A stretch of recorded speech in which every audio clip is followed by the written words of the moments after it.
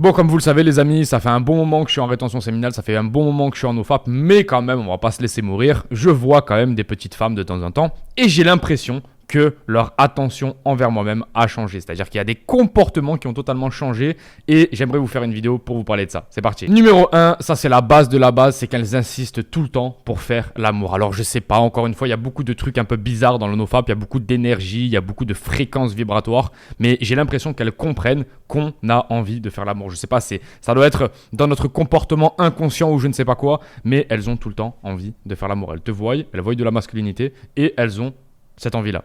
Donc, ça, c'est un truc qui m'a choqué parce que, si tu veux, il y a des fois, il y avait des meufs qui venaient à la maison et moi, je me disais, putain, mais comment je vais faire pour arriver à ce chemin-là, pour lui faire comprendre qu'en fait, je cherche pas une petite copine au long terme, je veux juste la voir ce soir et ensuite, derrière, il n'y a plus aucune chance qu'on se capte.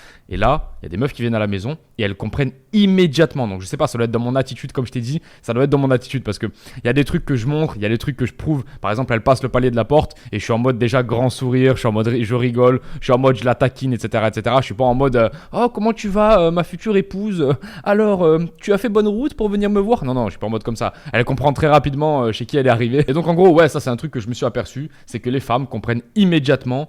Et je sais pas, il y a un truc qui est bizarre. J'ai plus du tout de meuf qui vient à la maison et qui veut du long terme. C'est hyper bizarre. Elles viennent ici, j'ai l'impression qu'elles viennent juste pour une seule chose. Et ensuite, elles comprennent que non, mais de toute façon, lui, ça sert à rien. Il va voir 10 meufs par semaine, machin truc. Je sais pas, il y a un problème dans l'énergie, il y a quelque chose qui va pas. Mais en tout cas, je sens que les femmes, elles viennent juste pour une seule chose. Et c'est pas le fait de se caser pendant 5 ans, tu vois ce que je veux dire. Numéro 2, ça c'est un truc aussi que je me suis aperçu et je sais toujours pas l'expliquer. C'est la manière qu'elles ont de me parler. Elles font que me parler, elles font que me raconter leur vie. Elles sont là, elles parlent. Donc moi je tourne la tête à un moment parce que ça me casse les couilles tellement. Et elle me regarde comme ça, elle me dit mais tu m'écoutes? Je lui dis ouais, je t'écoute à mort là, oui, tu me racontais quoi? Ouais, vas-y, raconte tout. Et elle commence à me raconter, ah ouais, Mélissa, elle a fait ça, et machin, et truc, et son petit copain, tu sais comment il agit avec elle? Et moi des fois je me pose et je me dis mais je m'en bats les couilles de tout ça.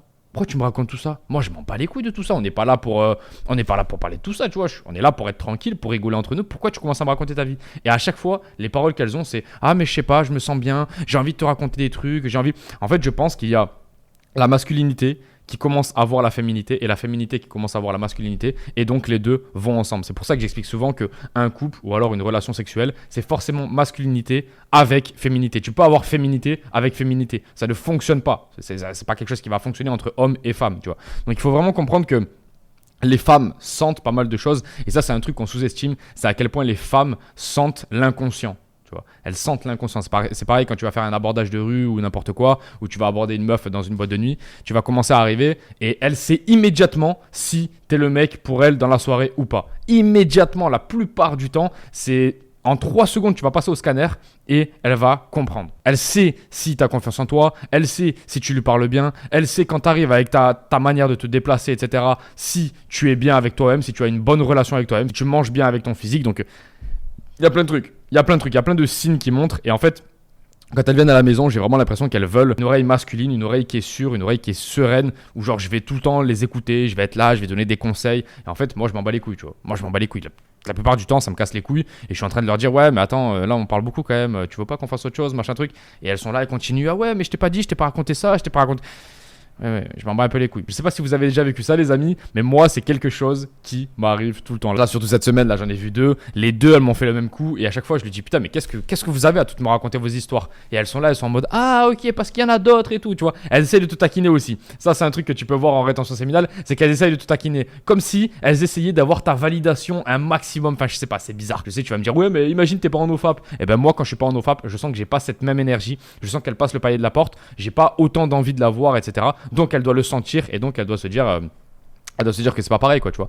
Donc moi je pense vraiment qu'il y a une grande différence entre être en rétention et ne pas être en rétention quand tu reçois une fille chez toi. Et le point numéro 3, tout simplement, c'est la base de la base, les gars, c'est qu'elles se sentent protégées. Souvent là, moi je vais à une soirée là le soir à passer au La Galeria ici à Ascension et en règle générale, il y a des mecs devant qui sont un peu bizarres, tout ça. Et elles me disent, avec certains mecs, elles n'ont pas envie de passer devant. Avec moi, elles ont envie de passer devant. C'est pas parce que je suis costaud ou machin truc, non, pas du tout. Mais elles ressentent que j'ai une masculinité et que dans tous les cas, je pourrais les défendre. C'est-à-dire que soit je pourrais parler avec le mec, soit je pourrais la défendre du mec, soit je pourrais... Et en fait, à chaque fois, elles me le disent. Alors frérot, encore une fois, je suis pas en train de te dire que je suis Hulk et que ça y est, je suis Jackie Chan, je suis Conor McGregor. Pas du tout, justement, au contraire. Mais elles ressentent ça. Donc je pense vraiment qu'il y a une connexion avec la rétention séminale. J'ai même eu une meuf cette semaine qui m'a parlé de trucs super bizarres avec des fréquences vibratoires, des machins. Ah ouais, mais avec toi, je connecte plus, je me sens beaucoup plus protégé. Donc du coup, c'est pour ça que je parle beaucoup plus et tout. Et j'ai dit, mais attends, mais il n'y a qu'un seul truc qui peut expliquer ça. Il n'y a qu'un seul truc qui peut expliquer ça ces derniers temps parce que mon alimentation n'a pas changé, mon mode de sommeil n'a pas changé, je travaille toujours autant. Enfin, c'est toujours la même histoire. Il n'y a qu'un seul truc qui peut changer, c'est le NoFap.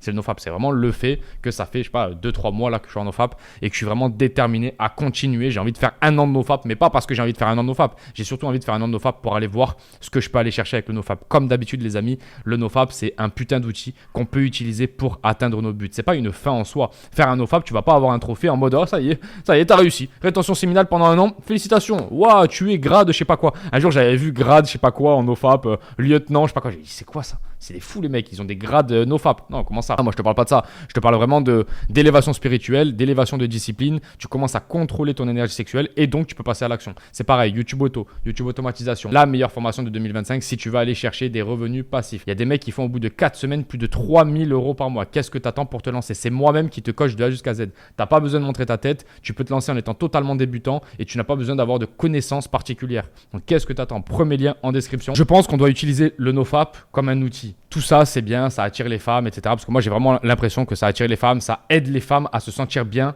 avec nous-mêmes. Je ne sais pas pourquoi, c'est peut-être la manière qu'on a de gérer le sexe qui nous rend attirants envers elles. Mais je pense qu'on doit utiliser le NoFap comme un outil pour arriver à nos fins. Si toi, dans ta vie, ça ne te sert à rien, ne l'utilise pas. Si tu vois aucun effet positif, ne l'utilise pas. Par contre, si tu vois que quand tu es en NoFap de un mois et demi, tu vas plus au sport, tu es plus déterminé, tu es plus focus, tu sens que sur tes projets, vraiment, tu ne veux pas t'arrêter, tu veux continuer. Moi, c'est toujours pareil là. Des fois, j'ai fini de travailler, ben je fais le step de plus. Donc forcément, ça me donne beaucoup plus de résultats. C'est toujours la même histoire. Donc les gars, j'ai qu'une seule chose à vous dire, hein, c'est tester, essayez de voir et dites-moi dans les commentaires si vous avez vu des trucs bizarres par rapport aux femmes. Parce que moi, vraiment, j'ai vu des trucs particuliers. C'est quand je suis en NoFap, les femmes me parlent plus, elles se sentent plus protégées, elles veulent plus faire l'amour, etc., etc. C'est toujours la même histoire. Et avant ça, des fois, j'ai fait des essais, tu vois, où il y a des semaines où je fais n'importe quoi avec mon énergie et tout, et j'arrive devant elles, ben, c'est pas du tout le même résultat. C'est pas du tout le même résultat. C'est limite une bataille pour la mener dans le lit. C'est limite si la meuf, elle décroche pas un mot. Comme je t'ai dit, je sais pas si c'est prouvé, tu vois, mais je sais pas. On pourra pas prouver ça, les amis. Donc, on parle pas. Et moi, je voulais juste vous faire cette vidéo-là pour vous expliquer que effectivement, il y a des différences. Les gars, je vous laisse. On se dit à la prochaine. Ciao.